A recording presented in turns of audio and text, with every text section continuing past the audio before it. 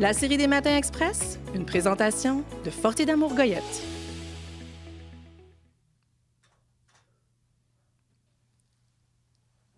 Bonjour et merci à tous d'être présents ce matin avec nous. Mon nom est Michel Labbé, associé et courtier immobilier commercial chez Intercom Services Immobiliers. J'ai le privilège d'animer la rencontre de ce matin à titre d'administrateur de la CCIRS. Ainsi, c'est un réel plaisir pour moi de débuter la journée avec vous, chers membres et non-membres, en animant ce matin express Stratégie et Leadership, présenté par nul autre que la BDC. Tout comme vous, je suis d'opinion que les entrepreneurs doivent, plus que jamais, mettre de l'avant leur talent de leadership en ces moments bien particuliers que nous vivons. Ainsi, la conférence de ce matin tombe à point assurément pour tous les membres de la Chambre et les visionnaires d'aujourd'hui. Avant de débuter cette conférence qui s'annonce fort intéressante, Maître Alain Chevrier, président de la CCIRS et avocat associé chez Dunton Rainville, tient à vous adresser quelques mots. Alain, à ton tour.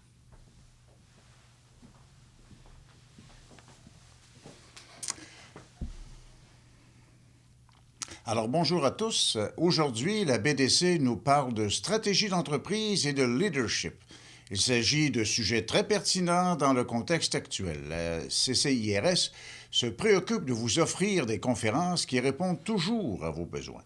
Nous sommes dans une période où l'on doit remettre en question certaines de nos stratégies. Donc la voie à suivre n'est pas toujours claire et les conférenciers d'aujourd'hui sauront vous éclairer. Alors j'aimerais également en profiter pour vous faire part de quelques activités et implications de la Chambre. Le 4 novembre dernier, la Chambre lançait le concours des prix Excellence 2020-2021. Les entreprises de la Rive-Sud ont jusqu'au 22 février 2021 pour déposer leur candidature. Je vous invite à vous y inscrire ou à en parler aux entrepreneurs de votre entourage. Pour tous les détails, consultez la section Prix Excellence de notre site Internet.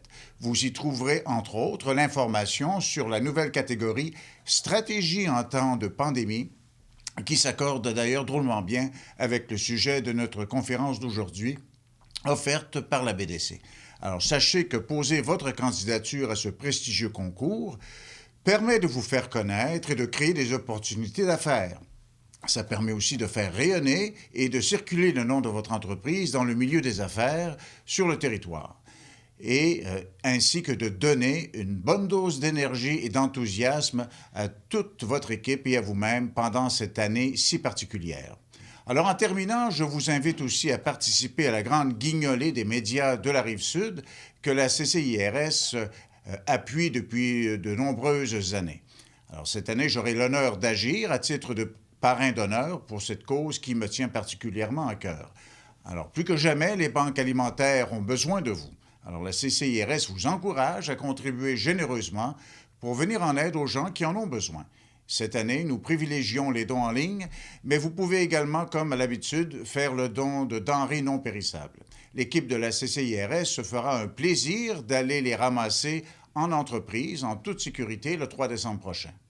Nous serons accompagnés de notre grand partenaire, TVRS, qui en profitera pour prendre quelques images de votre entreprise. Une belle occasion d'avoir une visibilité sur nos médias sociaux. Alors n'oubliez pas, la CCIRS, c'est le réseau incontournable des entrepreneurs de la Rive-Sud. Alors merci à l'avance pour votre générosité et bonne rencontre avec la BDC.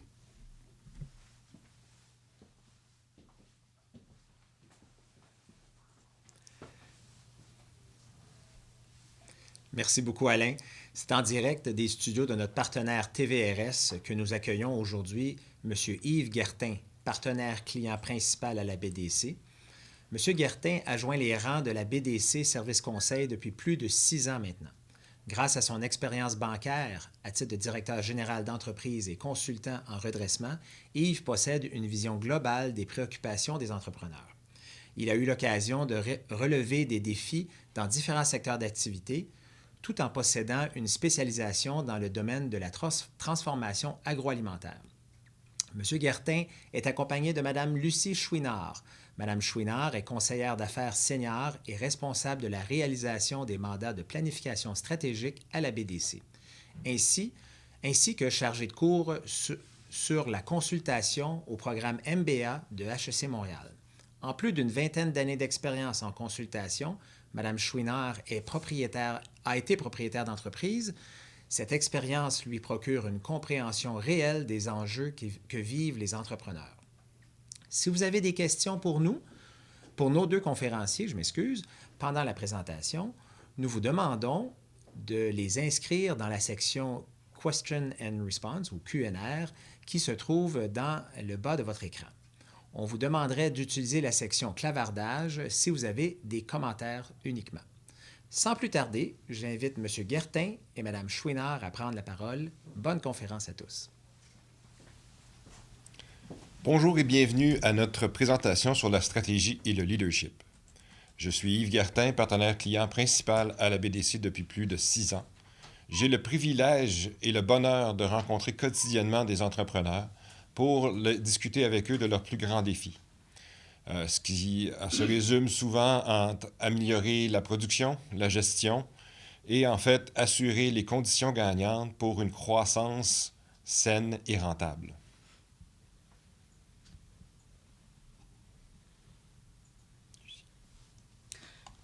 Oui, bonjour. Alors, Lucie Chouinard, conseillère principale à la BDC depuis quelques années, spécialiste en planification stratégique.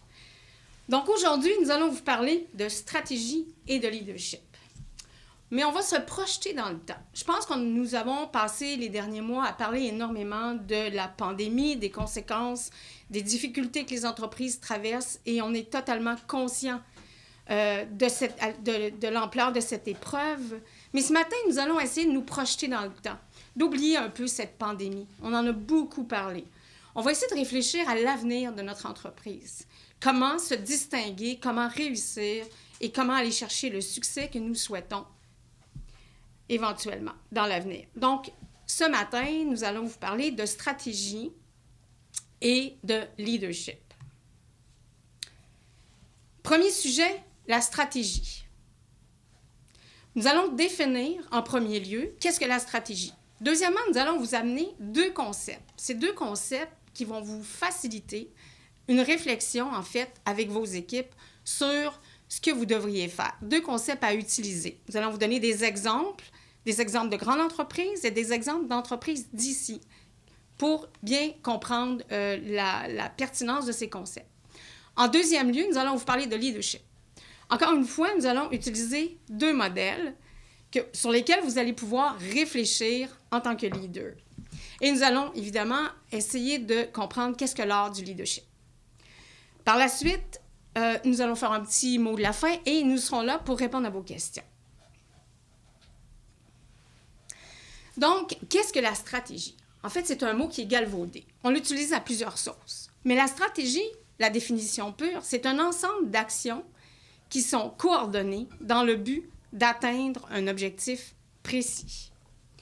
On peut parler de différents types de stratégies. Il y a la stratégie de croissance, croissance par acquisition, diversification des territoires, élargissement de gamme de produits, par exemple.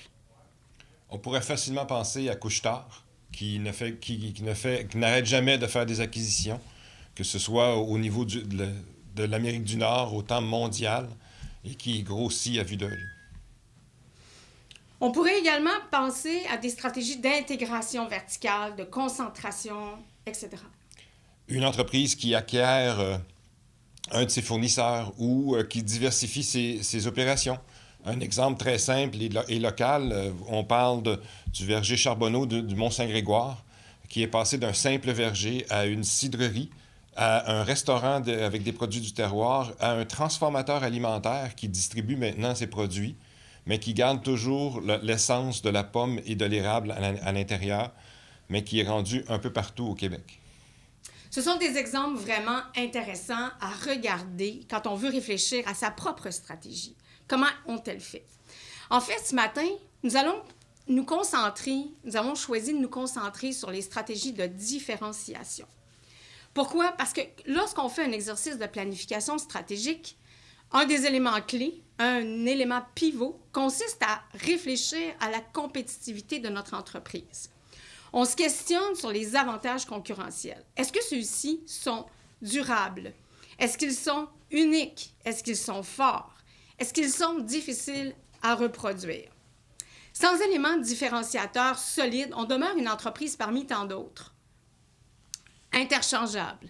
Et cette position est toujours moins certaine pour l'avenir. Donc, dans le cadre de nos interventions, on reçoit souvent aussi comme réponse de la part de nos clients, si on leur demande quel est leur avantage concurrentiel, notre service à clientèle est excellent. Ah, nos produits sont vraiment d'excellente qualité. Mais est-ce que ce sont des avantages suffisants pour vraiment se démarquer des autres? Donc, voici des questions donc essentielles, fondamentales, auxquelles il est important de réfléchir pour atteindre nos objectifs. Mais commençons par le début. C'est quoi? Quels sont nos objectifs? Quelle est notre ambition? Lorsqu'on demande à nos clients, encore une fois, quels sont nos objectifs? Quels sont vos objectifs? Comment voyez-vous l'entreprise à l'avenir? Souvent, la réponse est floue. On veut grandir, on veut augmenter nos revenus, nos profits, mais ça reste vague. Pour nous, le rêve que vous avez, il faut vraiment être en mesure de le formuler avec précision. Même qu'il soit ambitieux, très ambitieux ou pas très ambitieux, c'est correct. Vous avez le droit. On n'est pas tous obligés de devenir des couche-tard, on s'entend. Mais il faut qu'il soit précis, parce qu'à partir de cet objectif précis, on va être capable de définir une route pour y arriver. Deuxième élément très important, une fois que l'objectif est précis, on est capable de le partager avec notre équipe. Alors, tout le monde embarque dans le même projet. Tout le monde va ramer dans la même direction. Donc, pour réfléchir à votre compétitivité, nous allons présenter 2 outils conceptuels. Nous allons voir donc 2 concepts qui pourraient vous aider à définir vraiment votre stratégie concurrentielle. Le premier est la stratégie de l'océan bleu, ou créer un espace où il n'y a plus ou pas de compétition, directe ou réelle. Imaginez votre entreprise et vous nagez dans une mer bleue, limpide, avec peu de prédateurs potentiels, peu de risques. C'est un peu imager la situation. Par la suite, on va vous parler du modèle qui va vous permettre d'illustrer et définir votre stratégie. On va se baser sur 3 critères génériques. Ces critères sont l'innovation, l'intimité client et l'excellence opérationnelle. Nous vous présenterons ces 2 concepts avant de l'appliquer sur des exemples très concrets. Vous avez sûrement entendu parler du concept océan bleu. Mais souvent, on n'a pas une idée précise de ce que ça représente. Fait qu'on va prendre 2 images, océan rouge et océan bleu. L'océan rouge, c'est, si vous voulez, l'univers, le marché sur lequel la majorité des entreprises se retrouvent. C'est un univers excessivement compétitif. Toutes les entreprises sont là, la compétition est féroce. Pour se démarquer, c'est coûteux, c'est difficile, c'est toujours à recommencer. L'intensité concurrentielle est très vive sur ce marché. L'océan bleu, au contraire, représente un nouvel espace stratégique où la concurrence est beaucoup moins intense. C'est un nouvel espace, un nouveau paradigme avec des nouvelles normes concurrentielles. C'est un espace qui permet de mettre la concurrence hors jeu, de prendre une longueur d'avance. Si on revient à l'exemple de Couche-Tard, Couche-Tard était un dépanneur au départ, dans un océan rouge. Ils ont revu le modèle d'affaires et voyez où ils sont aujourd'hui. Ils ont vraiment créé leur océan bleu. Bien sûr, on n'est pas obligé de tous devenir des couche-tard, mais on peut quand même tirer des leçons, prendre exemple de cette entreprise, qui est un succès extraordinaire. Maintenant, c'est sûr que pour définir un océan bleu, ça demande du temps. Ça ne se fait pas du jour au lendemain. Ça demande beaucoup de réflexion, ça demande une compréhension approfondie des besoins actuels et émergents du marché, c'est-à-dire de nos clients. Je vous présente le canevas stratégique Océan bleu, soit une représentation graphique, en fait, d'une entreprise qui, comparativement à ses 2 autres concurrents, a réussi à définir un nouvel espace. On voit clairement sur la droite l'entreprise GHI qui a mis vraiment ses concurrents hors jeu avec quelques variables. Application de suivi, rapidité de réponse et services, livraison à domicile. On pourrait placer ici, par exemple, une entreprise comme IKEA, que tout le monde connaît, c'est facile de comprendre les éléments distinctifs de cette entreprise. Je nommerai pas toutes les variables, mais on peut penser au kit, aller chercher les produits en magasin, la variété, l'expérience en magasin. Tout ça, ce sont des éléments qui ont vraiment permis à IKEA de se différencier. Maintenant, c'est sûr que ce n'est pas nécessaire de devenir un IKEA de ce monde. Vous pouvez avoir des ambitions moindres et des capacités, de toute façon, probablement moindres. Donc, il faut quand même trouver à vous différencier pour augmenter la valeur de votre entreprise. Donc, par où commencer pour réussir cette réflexion et définir son avantage concurrentiel avec le temps? C'est ici que je vous présente 3 grandes stratégies génériques ou stratégies concurrentielles. C'est une représentation graphique, encore une fois, sur laquelle vous pouvez miser pour vous distinguer. Pour faciliter mon explication, j'utilise des exemples d'entreprises très, très connues.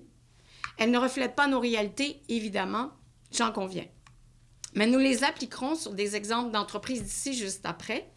Et je tiens à souligner que ce choix ne sert que d'illustration sans plus. On ne veut pas faire la promotion de qui que ce soit. Donc, le premier pôle représente l'innovation ou la différenciation axée sur le produit ou le service. Ici, au sommet, on va retrouver Apple. Pas besoin de présentation, vous savez à quel point Apple est un leader dans son marché. Ils ont développé des nouveaux produits, ils ont créé des nouveaux produits, ils ont inventé des choses, ils ont revu l'expérience client de bout en bout. Et ils ont été les premiers à lancer des produits tout à fait innovateurs avec un design très épuré. Pour des produits comme ceux-là, les clients sont prêts à payer plus cher. Ils sont prêts à payer une prime parce qu'ils reconnaissent la valeur ajoutée. Au sein de ces entreprises, on retrouve beaucoup de créativité et des liens et un travail collaboratif intense avec le service de R&D et évidemment le marketing, les technologies, etc. Cette entreprise, évidemment, est un leader en termes de technologie. Ils ont généralement une main-d'œuvre très qualifiée, axée sur l'innovation. Le deuxième pôle représente l'excellence opérationnelle ou leadership de coût. Cette stratégie consiste à bâtir une entreprise capable de minimiser ses coûts grâce à des économies d'échelle, obtenues par son volume, par un contrôle étroit des coûts, des procédés très efficaces, de l'automatisation de la production, rapidité d'exécution, etc. Ces organisations n'offrent pas nécessairement les produits les plus avant-gardistes. Au sein de ce type d'organisation, on observe une structure organisationnelle très efficiente, beaucoup de contrôle quantitatif et des objectifs généralement strictement axés sur les chiffres. C'est un exemple qui n'a pas tellement besoin non plus de présentation. On pense ici à Amazon, qui est redoutable d'efficacité et qui élargit et qui prend de plus en plus de parts de marché. Donc, c'est un succès redoutable. Le troisième pôle, intimité client ou expérience client. Les entreprises qui se situent dans cette sphère, principalement, sont des entreprises qui visent des segments de clientèle précis à haut potentiel. Souvent, c'est une niche. Ils veulent des relations long terme, ils offrent un service hors norme et flexible, une expertise dans leur secteur. Les clients qui vont correspondre à ces entreprises ne sont pas nécessairement à la recherche des dernières fonctionnalités. Ils recherchent plutôt des produits et services bien adaptés à leurs besoins. Les organisations de ce type vont combiner les caractéristiques internes des 2 autres catégories afin d'atteindre leur cible, mais à moindre niveau. Comme exemple, ici, nous allons penser aux Hôtels Germain, qui comptent aujourd'hui plus de 15 établissements et que tout le monde connaît. Chaque entreprise doit atteindre un seuil minimal dans chacune de ses composantes. Au-delà de ce seuil minimal, elle doit mettre l'accent sur une discipline spécifique pour avoir un avantage concurrentiel décisif. Tel que je l'ai mentionné plus tôt, ces positionnements se construisent avec le temps. Les outils qu'on vous présente devraient vous aider à voir plus clair et surtout à vous poser les bonnes questions. Donc, concrètement, qu'est-ce que cela veut dire réellement pour des entreprises comme la vôtre? Nous allons maintenant parler d'exemples beaucoup plus tangibles dans lesquels vous pouvez beaucoup plus facilement vous reconnaître. Nous avons choisi des entreprises que nous connaissons.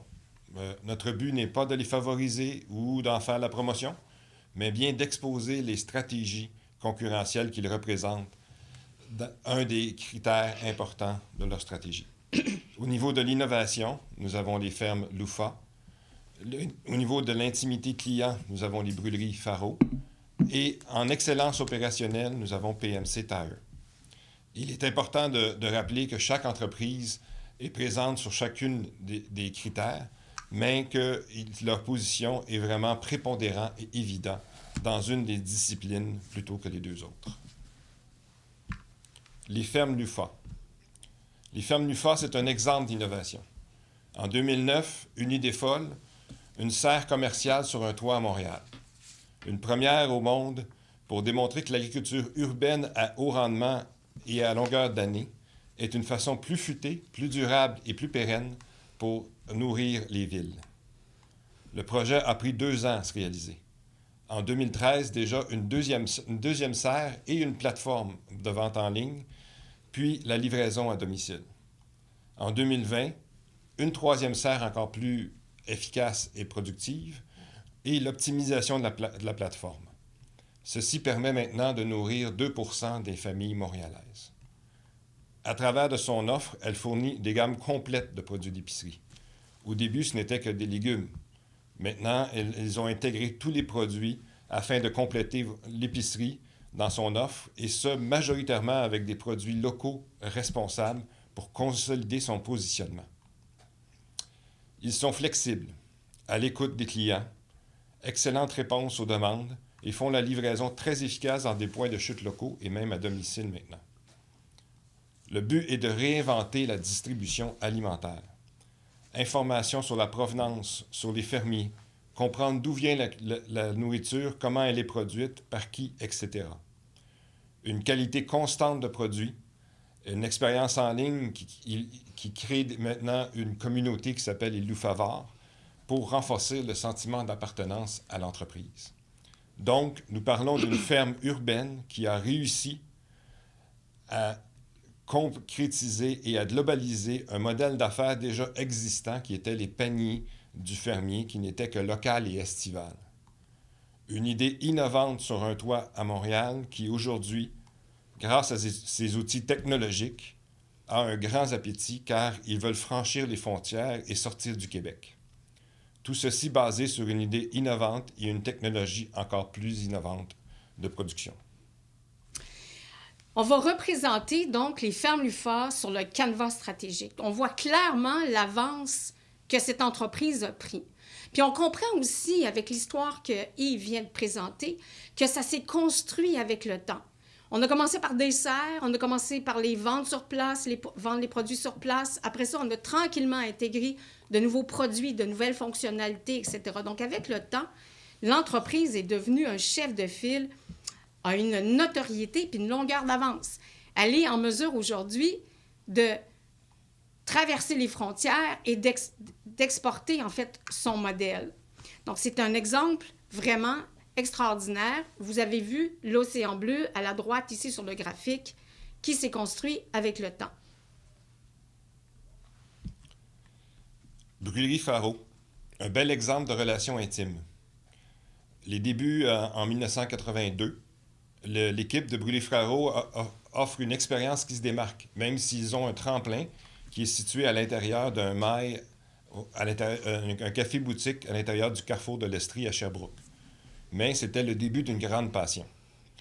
Le Café Faro est aujourd'hui le plus petit des gros ou le plus gros des petits. Donc, il doit se différencier obligatoirement. Il offre une expérience de qualité et savoureuse dans chaque tasse. Faire partie de la famille Faro, c'est de permettre d'avoir accès à un spécialiste en café, un barista, directement à la maison. Le positionnement est simple. Il se boit 1,6 milliard de tasses de café par jour dans le monde, mais les meilleurs sont chez Brûlerie Faro. Il contrôle toutes les étapes de la transformation. Du champ, des ententes exclusives avec des producteurs dans des pays étrangers, jusqu'à votre tasse en vous éduquant, en faisant du transfert de connaissances, comment bien faire une tasse de café.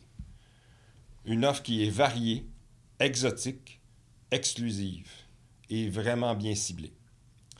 Vous pouvez même être membre de la famille avec des envois périodiques pour faire des essais de nouvelles saveurs, de nouvelles essences de café, pour renforcer le sentiment d'appartenance.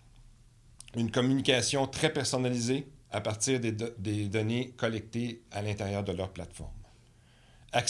Ils axent leurs offres et leurs besoins selon les attentes du client, mais poussent un peu plus loin. Ils éduquent la clientèle pour en créer des nouveaux.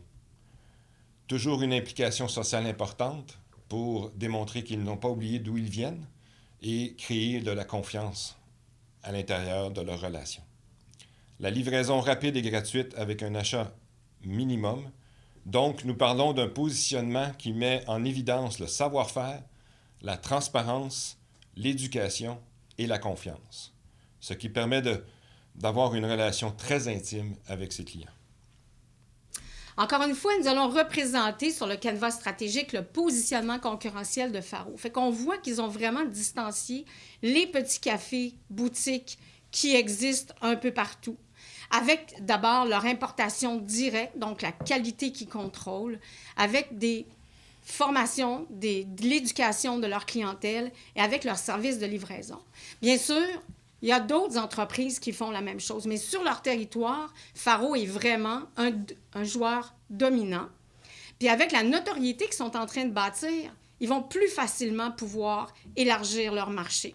Si, évidemment, c'est ce qu'ils recherchent.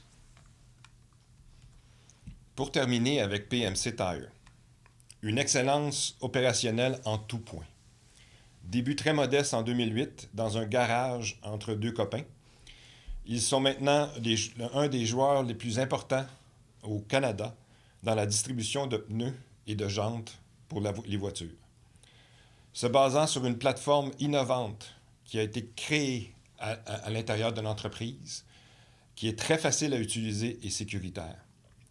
C'est d'avoir un expert en pneus à la portée de vos doigts.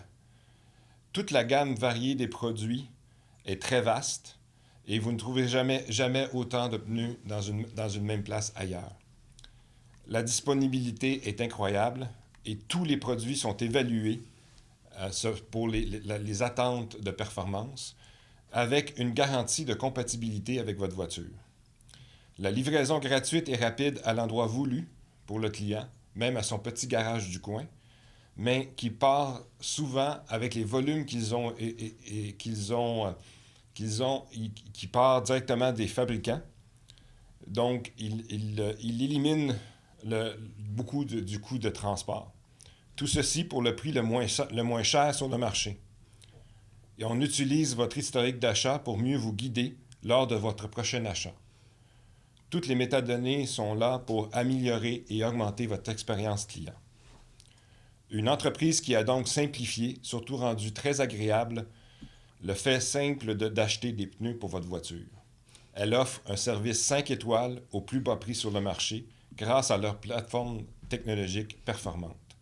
Leur objectif ultime est d'élargir le marché à l'ensemble de la planète et d'offrir, avec l'aide de la technologie toujours, des informations aux consommateurs en ce qui a trait à leur véhicule pour un prix plancher. C'est assez impressionnant de voir une entreprise dans un secteur plutôt considéré comme traditionnel se démarquer à ce point. Et le succès vient témoigner de la pertinence des idées qu'ils ont eues. Donc, en misant sur les besoins de la clientèle, PMC a vraiment atteint une excellence exceptionnelle, une excellence opérationnelle absolument remarquable. Plateforme innovante, rapidité de livraison, achat en ligne uniquement. Donc, on vient revoir le modèle d'affaires. Il n'y a pas de loyer à payer un peu partout. Et évidemment, la livraison fiable et rapide. Donc, PMC a développé son océan bleu.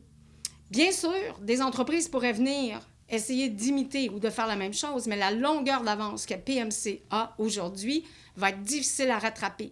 Donc, ils ont vraiment créé leur avantage concurrentiel, leur océan bleu, et ça leur permet aujourd'hui de développer de nouveaux marchés. Ils sont déjà au Canada. Ils s'en vont aux États-Unis prochainement. Donc, voilà. Donc, ces 3 exemples ont 3 caractéristiques fondamentales communes. La première, c'est que les avantages ont été développés au fil du temps, en fonction des ambitions des entrepreneurs, selon des objectifs très clairs et évolutifs. Un miracle, ça n'existe pas. Ça demande du temps et on vous invite à réfléchir et à discuter entre vous, ainsi qu'avec des personnes hors de votre organisation, pour bien comprendre ce qui se passe dans votre entreprise. La deuxième caractéristique, c'est comprendre le marché. C'est vraiment comprendre les besoins des clients. Les besoins ont été tous très bien flairés, compris et analysés. Les besoins de leurs clients, les préférences et les habitudes d'achat également. La troisième, c'est l'utilisation d'outils avancés. Que ce soit créé à l'interne ou externe, tous ont un avantage technologique important. Tout ceci est bien beau. Comment faire, vous, demain matin, pour commencer votre réflexion? Sur quoi allez-vous miser pour définir votre océan bleu, selon la taille que vous cherchez? Donc, première chose, bien comprendre ses clients. Essayez d'aller au-devant de leurs besoins. Maintenant, vous pouvez réfléchir à votre offre de produits, votre façon de mettre en marché vos produits, vos services, vos moyens de communication, votre façon de générer des revenus, votre façon de vous approvisionner, votre modèle de production, votre digitalisation, votre utilisation, en fait, des technologies, votre capacité et les compétences, vos capacités et les compétences internes. En bref, c'est de réfléchir à votre modèle d'affaires. Mais tout ceci est bien beau. Impossible de réussir si vous n'avez pas l'engagement de vos équipes. Ce qui nous amène au deuxième thème de notre présentation, le leadership. On sait tous qu'une bonne stratégie ne vaut pas grand-chose si l'exécution n'est pas là. Et ceci demande un bon leadership pour amener le navire à bon port. Qu'est-ce que le leadership? Qu'est-ce que c'est être un bon leader? Si je pose la question, les réponses que j'ai obtenues, c'est être inspirant, c'est être un exemple qu'on veut suivre, c'est quelqu'un qu'on écoute, c'est quelqu'un qu'on respecte. On veut faire partie de l'équipe de ce leader. On veut le suivre. On est fier d'être dans son équipe. En revanche, il y a 2 besoins fondamentaux que tout leader doit prendre en compte. Le besoin de sécurité des gens qui travaillent avec lui et le besoin aussi pour eux de se sentir inclus, de faire partie d'un groupe. Le bon leader s'assure de faire respecter ses sentiments fondamentaux. Ceci étant dit, comment faire pour être un bon leader? Il y a plusieurs approches qui existent, de nombreuses théories, des modèles sur le leadership, et pourtant, on n'arrive jamais à trouver une recette parfaite, magique, un mode d'emploi plus précis. Donc, ce matin, nous, on a choisi 2 modèles conceptuels très simples et, à notre avis, très efficaces. Ces exemples sont inspirés des propos de la professeure de Ivy Academy, Marta Maznevski, qui a présenté en 2020 son approche. Donc, nous allons vous parler de 2 modèles, Hercule et Bouddha. Tout le monde connaît Hercule. Hercule, c'est un héros légendaire, le plus grand héros de la Grèce. Un personnage reconnu pour sa grande intelligence, son courage, sa vigueur physique. Il était l'homme le plus fort de la Terre. Il possédait une suprême confiance en lui. Il s'estimait égal aux dieux. Rien ni personne ne pouvait le vaincre. Après un épisode de folie pour se racheter, on lui impose 12 travaux, tous plus terribles les uns que les autres. Il les réussit tous. Dans le langage d'affaires, Hercule, c'est un modèle de leadership infaillible, clair, qui contrôle tout ce qui se passe, qui est axé sur les résultats à court terme, qui sait s'imposer.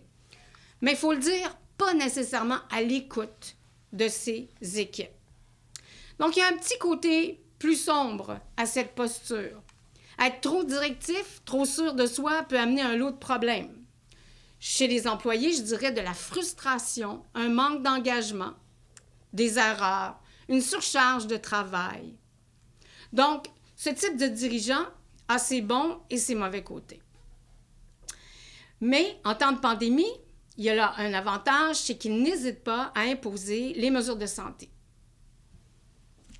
Parlons maintenant de Bouddha. Bouddha, ou plus communément connu sous le nom de l'homme illuminé. Il était un simple homme, contrairement au demi-dieu que Lucie a parlé il y a quelques instants. Il était un prince guerrier qui devait devenir roi.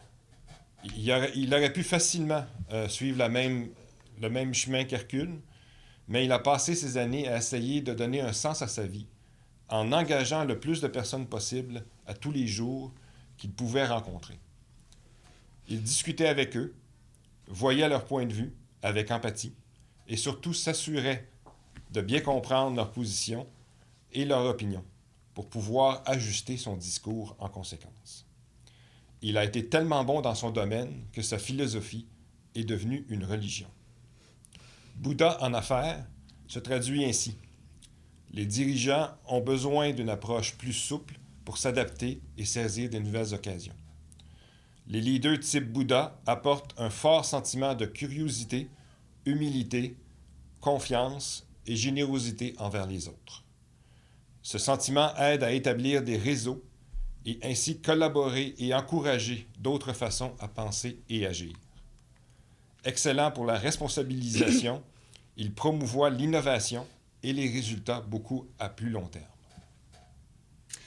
Dans la vie quotidienne, il faut savoir trouver l'équilibre entre Hercule et Bouddha.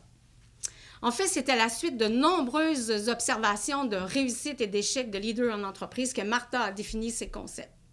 Par exemple, et ceci est une histoire véridique, lors d'une ascension du mont Everest, une équipe est frappée par une tempête.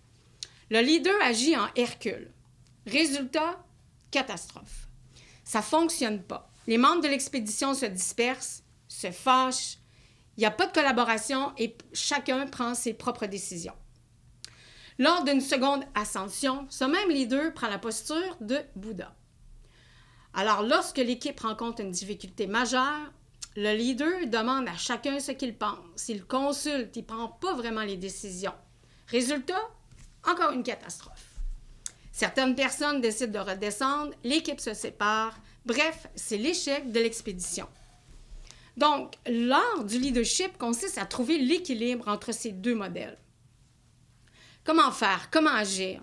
En fait, il n'y a pas vraiment de recette. Il n'y a pas de mode d'emploi. S'il y en avait un, tout le monde l'aurait déjà. Il faut apprendre à s'ajuster en fonction des circonstances, mais en gardant à l'esprit chacun de ces deux modèles. Pour bien illustrer notre propos, on a cherché des exemples de personnages, d'entreprises que vous pourriez connaître. On a pensé à Duplessis, par exemple, en politique, ou Sarkozy, comme leader de type Hercule. On a pensé à Jean Monty de Nortel, comme leader de type Bouddha. On a classé Steve Jobs entre les deux.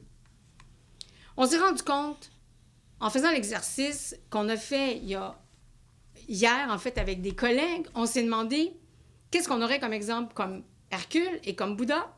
C'était beaucoup plus facile de trouver des Hercules que de trouver des Bouddhas.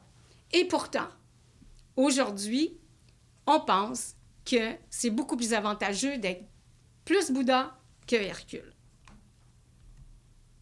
Donc, dans un environnement comme aujourd'hui, avoir une incidence positive sur la vie des gens devient essentiel pour les dirigeants. En fait, c'est un aspect vital de leur rôle. Il faut trouver l'équilibre entre la sécurité et l'épanouissement de vos employés. Il faut donc être Hercule pour une petite liste de situations qui est bien connue et être directif à ces moments-là. Cette liste pourrait même être connue de votre comité de gestion parce qu'il est très facile de devenir Hercule, surtout en crise. Donc, on doit se limiter. Il faut être Bouddha pour la majeure partie du temps en engageant les employés le plus possible. Devenir inspirant et développer un sentiment d'appartenance. Si vous êtes agréablement surpris des réalisations de vos employés, c'est que vous êtes sur la bonne voie. Vous faites les bonnes choses.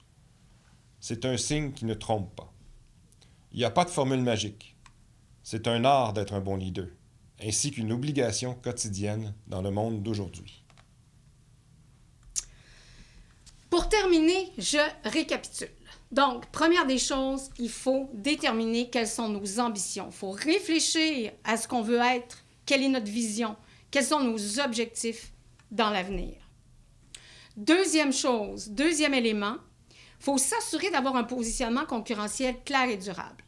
Pas nécessairement un océan bleu comme ceux qu'on vous a présentés, mais il faut tendre vers ça. Il faut avoir quelque chose qui nous distingue des concurrents. Troisièmement, il faut réfléchir à notre type de leadership pour amener votre entreprise et vos équipes dans la direction choisie. Je vous inviterai à ne pas oublier que les nouvelles générations, avec eux, le modèle Hercule risque de vraiment créer des conflits et de diminuer l'engagement. On vous invite d'ailleurs à faire l'exercice de votre côté et de réfléchir à des Hercules et des Bouddhas autour de vous et de vous demander, vous, à votre tour, à quel modèle vous vous identifiez davantage. Sur cette suggestion, nous allons ouvrir la conversation. Il nous fait plaisir de répondre à vos questions tout de suite. Et voilà, il y en a plusieurs. Et j'en ai une première pour toi. Peux-tu donner des détails sur l'expérience de PMC et nous dire combien ça a pris de temps avant d'être dans cet océan bleu? En fait, ça a été vraiment progressif. Ça fait maintenant 12 ans qu'ils sont en affaires. Ils commencent à être même une référence dans le marché. J'ai entendu plusieurs entrevues dernièrement parce qu'ils prévoient avoir des manques de pneus dans certains modèles. Le monde va les chercher comme des experts. Donc, je vous dirais que à l'intérieur des 8 premières années, ils ont vraiment bâti leur renommée. Mais depuis un bon bout de temps, ils ne font que l'accentuer. Super intéressant comme histoire. Deuxième question, est-ce que l'on doit travailler sur une stratégie lorsque nous sommes dans une période d'incertitude comme la COVID? C'est une bonne question. En fait, il faut parer à l'urgence. Ne pas céder à la panique, voir plus loin. Puis je pense que ça pourrait être une période propice à la réflexion. C'est un bon moment pour réfléchir. Et n'oubliez pas qu'il y a plusieurs entreprises qui, malheureusement, vont avoir de la difficulté à passer à travers la crise. Puis, bon, c'est peut-être des occasions pour vous de faire des acquisitions ou de consolider votre marché. Il faut penser que la crise amène beaucoup d'insécurité. Oui. Et on a mentionné que un des besoins fondamentaux des employés, c'est la sécurité. Donc, lors d'une crise, la stratégie peut devenir un bon tampon ou un bon régulateur pour amener une certaine sécurité au niveau des employés parce qu'ils ont une vision à long terme, ils savent où ils s'en vont, même si les eaux sont troubles, on sait exactement quelle est notre destination. Exactement. Yves, on a un client, on a une personne ici qui dit avoir une shop de métal, une usine, un atelier d'usinage d'environ 15 employés. Est-ce que le concept des 3 stratégies génériques s'applique à son entreprise? Je pense que le concept des 3... le modèle s'applique à toutes les entreprises, que ce soit, même si c'est une shop de métal, on choisit le style de client qu'on a, on choisit le style de projet qu'on fait. Le modèle est vraiment adapté à chacun et le positionnement également. Est-ce que nos clients nous voient comme un expert ou est-ce que nos clients nous voient comme une commodité? Je pense que la stratégie de positionnement s'applique à tous. Exactement. Puis moi, je rajouterais qu'un atelier d'usinage comme ça peut réfléchir à ce que ses clients veulent et pourrait peut-être améliorer l'expérience client avec des outils technologiques, avec un service, avec des questions en ligne, avec un suivi de commandes en ligne, etc. Il y a plusieurs choses qui peuvent être faites pour que cette entreprise puisse se démarquer des autres. Il ne faut pas oublier que le savoir-faire vaut beaucoup d'argent. On est très gêné de charger. Quand on se positionne comme un expert et que le client vient nous voir pour notre expertise, ça vaut de l'argent. Il faut le monnayer. Souvent, on l'offre pour avoir une meilleure expérience pour les clients, mais c'est au détriment de la compagnie. C'est une valeur. C'est pour ça qu'ils viennent vous voir. C'est votre valeur ajoutée. Donc, c'est ce qui est important. Exactement. J'ai encore une autre question. Les 2 stratégies présentées font-elles partie d'une planification stratégique? Donc, quand on fait une planification stratégique, on utilise plusieurs outils conceptuels. On utilise ceux qui répondent le mieux aux besoins et à la situation des clients, mais ça fait définitivement partie des questions fondamentales d'une planification stratégique. Comment se démarquer et on réfléchit également au leadership dans l'entreprise parce que pour nous, c'est fondamental pour la réussite. Ça me fait penser au canevas du modèle d'affaires, ou plus communément appelé le BMC. On le fait régulièrement pour les clients, puis après ça, ils l'utilisent vraiment pour mieux comprendre comment l'entreprise fonctionne. C'est un outil qui peut évoluer. C'est un des pivots dans la planification stratégique. Absolument. Et on a justement un onglet leadership à l'intérieur du canevas du modèle d'affaires. Mais il est souvent oublié parce que malheureusement, il est au bas du canevas. Exactement. Quelle est votre recommandation? Est-ce qu'on devrait être plus Bouddha ou Hercule? Aha! Je pense qu'on devrait être Herda.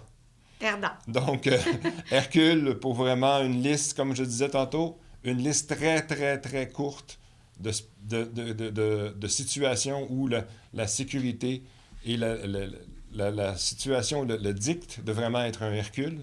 Le restant devrait être Bouddha. C'est pour ça que je parle de Herda. C'est une balance entre les deux, mais le Bouddha est vraiment plus présent qu'un Hercule. Toi, Lucie, tu en penses quoi? Moi, j'en pense qu'avec les nouvelles générations, je pense qu'il faut être beaucoup plus Bouddha que Hercule, mais il faut savoir quand même prendre des décisions parce que c'est notre responsabilité en tant que chef d'entreprise, au final, de prendre les décisions, mais de les prendre en concertation, en collaboration. Quand on fait, nous, des planifications stratégiques, on le fait évidemment en collaboration avec les équipes de direction. C'est super important de les engager, d'avoir leur opinion.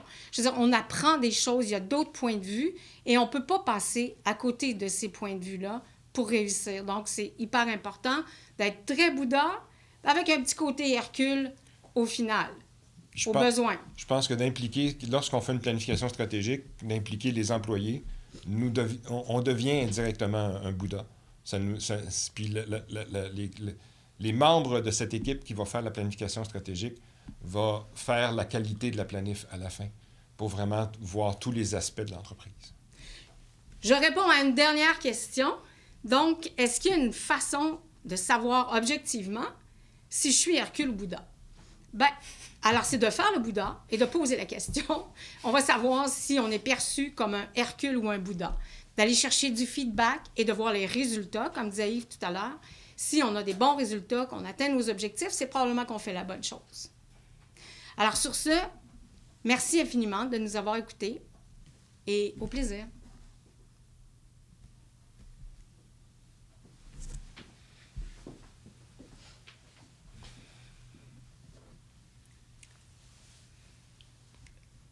Merci beaucoup à vous deux, ainsi qu'à la BDC pour cette présentation fort intéressante. En fait, ce que j'en retiens, c'est que la crise que nous vivons présentement est une occasion d'opportunité. Je pense que c'est l'opportunité d'introspection. Je pense que c'est l'opportunité de fixer certains objectifs, de trouver nos ambitions. Des fois, dans les temps les plus difficiles, c'est là qu'on a le temps de réfléchir, c'est là qu'on se re-questionne. Alors, pour ceux qui vivent des moments difficiles, profitez-en. Pour ceux qui vivent des moments exceptionnels, parce qu'il y a effectivement des entreprises qui vivent des moments exceptionnels dans ces temps difficiles, c'est aussi l'opportunité de se réinventer et de profiter des moments exceptionnels. Puis enfin, je vous souhaite de trouver l'équilibre entre votre Bouddha et votre Hercule. Alors ça aussi, ça peut être un beau défi. Donc, sur ce, c'est la fin de notre conférence. Je vous invite à prendre connaissance des événements à venir du mois de décembre. Votre directrice générale, Stéphanie Brodeur, et son équipe vous préparent des événements qui arrivent pratiquement à nous faire oublier que nous sommes en mode virtuel. On vous invite donc le 1er décembre lors d'un midi-conférence présenté en collaboration avec Hydro-Québec et l'aile jeunesse, pendant lequel nous recevrons nul autre qu'Éric Filion, président d'Hydro-Québec Distribution et Services partagés. Le 2 décembre, la série des Matins Express se poursuit avec la conférence « Investir dans son financement » présentée par les CPA de la Montérégie. Ainsi, merci beaucoup d'avoir été des nôtres et je vous souhaite une excellente journée.